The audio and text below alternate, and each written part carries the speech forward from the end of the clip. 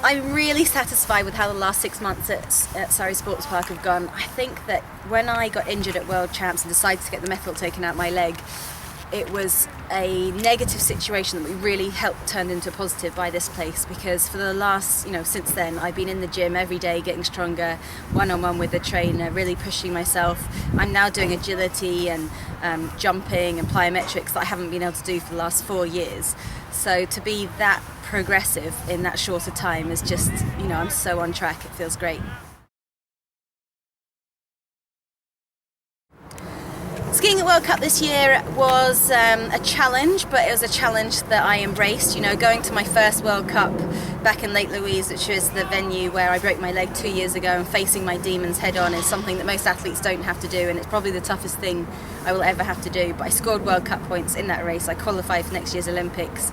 So I feel like, I've proved myself in World Cup. And all I've got left to do is prove myself at the Olympics and show all you fantastic supporters, especially like the guys at Surrey Sports Park who put so much energy into my programme, and my personal sponsors, that they were right to be behind me, that I have got it in me to be better than I was.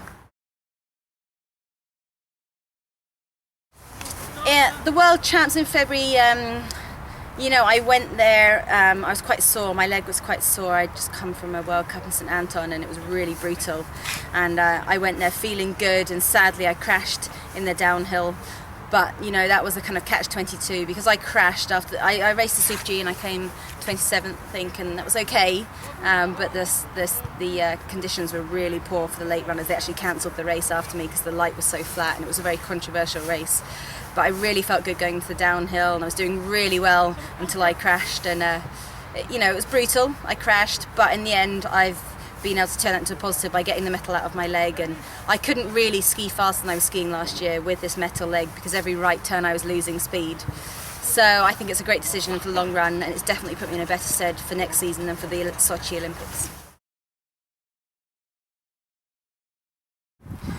I think when you find a trainer, it's really important to find people who you can slot together really well. I'm one of those athletes who's very, very motivated, and I definitely need a bit of pulling back sometimes and controlling, and James is fantastic at that. And it was nice because at the beginning he's quite quiet and I'm very loud, and now we're kind of more on par with each other. But these sessions, you can't do them without a trainer.